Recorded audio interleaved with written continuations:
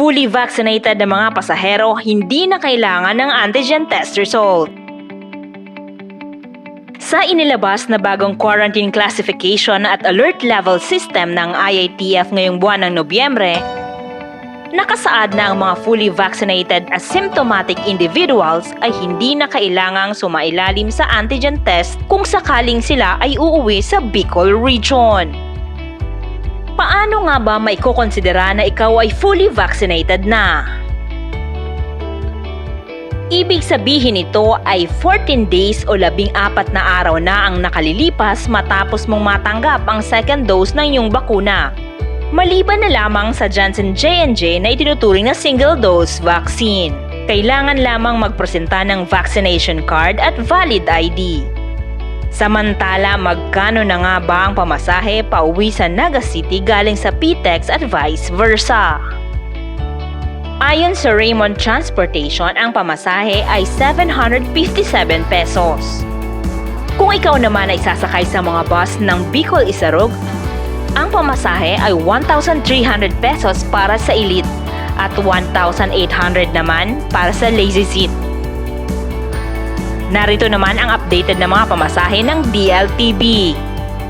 Mula PTEX to Naga, ang pamasahe ay 757 pesos. PTEX to Tabaco, 1,000 pesos. PTEX to Legazpi, 956 pesos. PTEX to Matnog, 1,176 pesos. PTEX to Bulan, 1,172 pesos.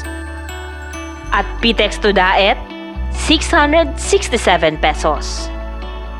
Samantala, narito naman ang mga travel requirements kung ikaw ay pauwi ng Daet Camarines Norte galing PTEX ayon sa DLTB official Facebook page. Una, valid ID. Pangalawa, travel pass mula sa www.camnortetravelpass.com.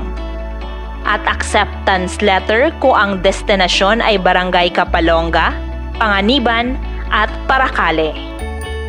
Para sa karagdagang impormasyon, maaari ninyong kontakin ang mga sumusunod. Para sa Raymond Transportation, Naga Bicol Central Station Booking Office, 0999-155-6542. PTEX Booking Office, 0999-155-6541. Sampaloc Booking Office, 0999-155-6538. At para sa Cubao Booking Office,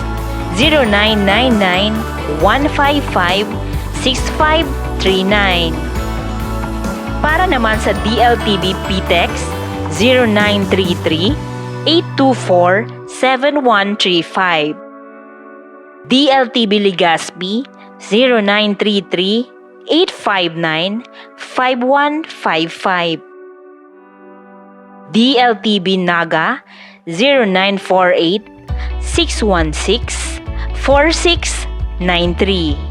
At DLTB Pasay, 0933-855-9544. Manatiling nakatutok para sa latest update sa Bicol Provincial Buses.